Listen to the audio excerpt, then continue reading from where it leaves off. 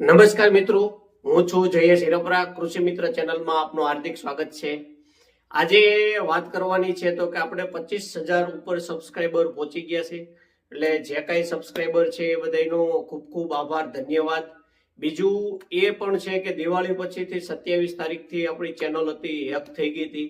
તો હમણાં 20 દિવસ સુધીમાં આપણે કોઈ પણ પ્રકારની માહિતી આપી શક્યા નથી કે વિડીયો મૂકી શક્યા નથી. કેમ કે અત્યારના સમયમાં જોઈએ તો કે હેક થવાના પ્રશ્નો ઘણા બધા વધતા જાય છે. આપણને ટેકનિકલી કંઈ બહુ આવડતું હોય નહીં. એટલે મારી એ વિનંતી છે કે નાના જે યુટ્યુબર હોય કે ફેસબુક ચલાવતા હોય તો ખાસ કરીને જે કે રિકવરી મેલ આઈડી એક ખાસ રાખવું અને એડસેન નંબર જે હોય છે એ પણ એક ખાસ નોંધી લેવો. આપણી ચેનલ રિકવર કરવા માટે જે આપણે પરેશભાઈ ગોસ્વામીની ચેનલ જ્યારે હેક થઈ હતી અને જે વિરેન્દ્રભાઈ ડોડિયા કરીને છે એમણે સતત 20 દિવસથી મહેનત કરી અને આપણી ચેનલને પાછી લેવ આપી દીધી છે. હવે આજથી ચેનલ રાબેતા મુજબ ચાલુ થઈ ગઈ છે. હવે આપણે પાછું જ્યારે સમયાંતરે અઠવાડિયાના જે 2 વિડીયો આપણે સોમવારે અને ગુરુવારે મૂકી છે એ રેગ્યુલર માહિતીના આવતા રહેશે. બીજું કે અત્યારના સમયમાં જે ચણાનો વાત કરીએ તો કે ચણાના પાકમાં સુકારાનો પ્રશ્ન છે અને જે દિવાળી પહેલા વાવેતર થયું હતું અને જ્યારે આપણે માવઠું થયું ત્યાર પછી જમીન જે ટાઢી પડી ગઈ અને વચ્ચે જે તડકાનો પ્રશ્ન આવ્યો તેમાં ઘણા બધા વિસ્તારમાં સુકારાનો પ્રશ્ન છે, બળી જવાનો પ્રશ્ન છે, ઉગતા પણ બળવાનો પ્રશ્ન રહેશે.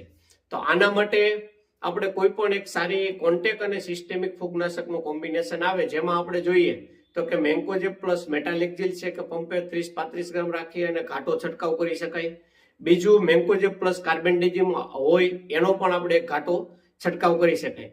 આના માટે જો આપણે મગફળી વાળાનું કે સોયાબીન વાળાનું જે ચણા વાવેતર કરેલું હોય તો એની અંદર ફોસ્ફરસની આવશ્યકતા હોય છે. તો કે ફોસ્ફરસ માટે ખાસ આપણે 12-61-0 જો પંપે 100 ગ્રામ લેખે ઉપયોગ કરીએ તો એમાં આપણને પરિણામ સારું મળે છે. છંટકાવ કર્યા પછી પિયતમાં જમીનની જરૂરિયાત પ્રમાણે પિયત આપવાનું હોય છે.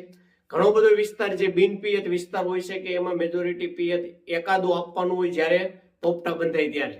તો પણ ખાતરનો જ્યારે છંટકાવ કરીએ તો પણ ચાલે છે. કેમ કે જ્યારે આપણે ખાતર કાંઈ પણ આપતા હોય જમીનમાં ભેજ હોવો જરૂરી છે. પણ ઘણી બધી જમીન જે આપણે હારીજથી લઈ શંખેશ્વર, સમી, રાધનપુર એ બધો વિસ્તાર એવો છે કે એમાં હજી આ માવઠું પૂરું થયું અને ઘણા બધા દિવસ વીતી જવા છતાં પણ એમાં હજી ભેજનું પ્રમાણ ગયું નથી.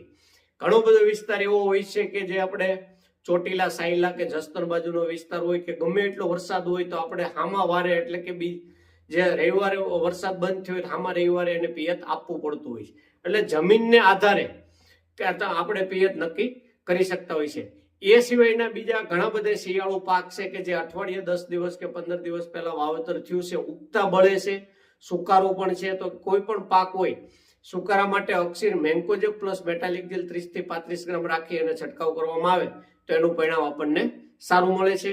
જો આ માહિતી સારી લાગી હોય તો અમારી ચેનલ સાથે જોડાયેલા રહો અને અન્ય ગ્રુપમાં શેર કરો.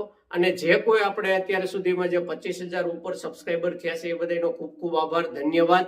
આવી જ રીતે અમારી ચેનલને સપોર્ટ કરતા રહ્યો. અમે તમને અવારનવાર માહિતી આપતા રહીશું. નમસ્કાર.